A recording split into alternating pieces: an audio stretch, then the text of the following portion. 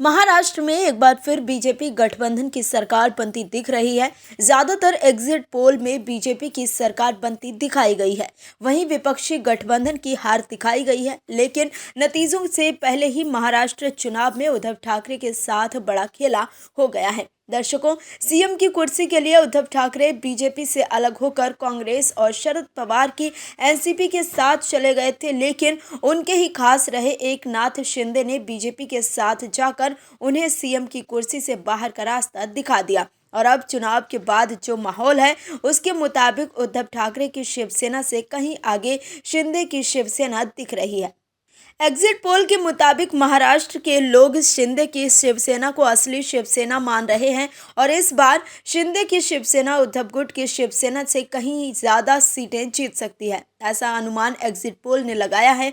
वहीं चुनाव के दौरान एक ऐसी खबर आई जिसे उद्धव ठाकरे के लिए बड़ा झटका माना जा रहा है। दर्शकों, महाविकास अघाड़ी एक साथ लड़ रही थी, उसमें मतदान के दिन भी फूट देखने को मिली। महाराष्ट्र और कांग्रेस के दिग्गज नेता सुशील कुमार शिंदे ने निर्दलीय उम्मीदवार को अपना समर्थन दे दिया है, जिसके बाद से महाविकास के हाथ पांव फूल गए हैं। महाविकास के नेता सोच रहे हैं कि अब क्या ये सीट उनके हाथ से निकल जाएगी।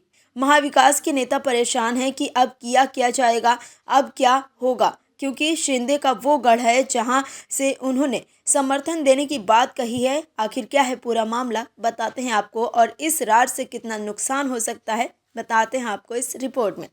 महाराष्ट्र में विधानसभा चुनाव की वोटिंग के बीच बड़ा उलटफेर देखने को मिला। कांग्रेस के सीनियर नेता सुशील कुमार शिंदे और उनकी बेटी प्रणीति शिंदे ने सोलापुर दक्षिण सीट पर निर्दलीय उम्मीदवार धर्मराज कड़ाड़ी को समर्थन कर दिया है। यहां से उद्धव ठाकरे की शिवसेना ने उम्मीदवार उतारा था जो कांग्रेस के साथ महाविकास अघाड़ी गठबंधन का हिस्सा है। ऐसे में सुशील कुमार शिंदे के फैसले ने सबको चौंका दिया है। अब देखना होगा कि इस सीट पर उनके समर्थन का क्या असर दिखता है। सुशील कुमार शिंदे वोट डालने पहुंचे थे और जब बूथ से बेटी के साथ बाहर आए तो उन्होंने निर्दलीय कैंडिडेट के समर्थन का ऐलान कर दिया। अपने स्टैंड के बारे में जानकारी देते हुए सुशील कुमार शिंदे ने कहा कि मेरा भरोसा है कि धर्मराज कड़ाड़ी एक अच्छे उम्मीदवार हैं और क्षेत्र के लिए भविष्य के लिए ठीक रहेंगे। शुरुआत में दिलीप माने को कांग्रेस से मौका मिलता दिख रहा था, लेकिन उन्हें एबी फॉर्म नहीं मिला। ऐसे में अब हमने धर्मराज के ही समर्थन का फैसला लिया है। इससे पहले भी शिंदे ने इस सीट को उद्धव सेना के खाते में देने पर हैरानी जताई थी। उनका कहना था कि ये कांग्रेस का मजबूत जनाधार रहा है। ऐसे में उद्धव सेना के खाते में इस सीट का जाना गलत है। देश के पूर्व होम मिनिस्टर सुशील कुमार शिंदे ने कहा था कि ये क्षेत्र कांग्रेस का गढ़ रहा है। मैं यहाँ से चुना जा चुका हूँ और महाराष्ट्र के सीएम के तौर पर काम करने का मौका मिला था। शिवसेना ने जल्दबाजी में यहाँ से अमर पाटिल को उम्मीदवार घोषित किया, लेकिन यहाँ से उनका दावा बनता नहीं है। कांग्रेस ने ये सीट लगातार अपने पास रखी है और उससे जीत मिलती रही है। ऐसे में शिवसेना के खाते में ये सीट देना समझ से परे है। वहीं उनकी बेटी प्रणीति ने भी पिता की बात को ही सही करार दिया था। आपको बता दें कि वोटिंग से पहले ही शिवसेना यूबीटी के नेता संजय राउत ने इस बात की आशंका जताई थी। संजय राउत ने कहा था कि कुछ सीटों पर कांग्रेस के नेता सांगली मॉडल अपना रहे हैं। लोकसभा चुनाव के दौरान सांगली लोकसभा सीट पर कांग्रेस के नेताओं ने निर्दलीय प्रत्याशी विशाल पाटिल को समर्थन दे दिया था। लोकसभा चुनाव में उद्धव ठाकरे गुट के प्रत्याशी तीसरे नंबर पर पहुंच गए थे।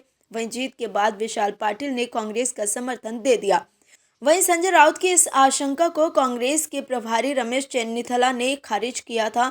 रमेश चेन्नीथला का कहना था कि पार्टी के सभी नेता गठबंधन धर्म का पालन करेंगे। जो भी गठबंधन धर्म का पालन नहीं करेंगे उनके खिलाफ सख्त कार्रवाई की जाएगी। लेकिन निर्दलीय उम्मीदवार का समर्थन करने के बाद सबकी नज़र कांग्रेस नेता सुशील कुमार शिंदे पर है। देश के पूर्व गृह मंत्री रहे सुशील कुमार शिंदे को गांधी परिवार का करीबी भी माना जाता है। वहीं ज़्यादातर एग्जिट पोल महाराष्ट्र में बीजेपी गठबंधन की सरकार बनने का अनुमान जता रहे हैं। Bureau report, OMH news. और भी वीडियोस देखने के लिए चैनल को सब्सक्राइब करें और बेल आइकन को दबाएं।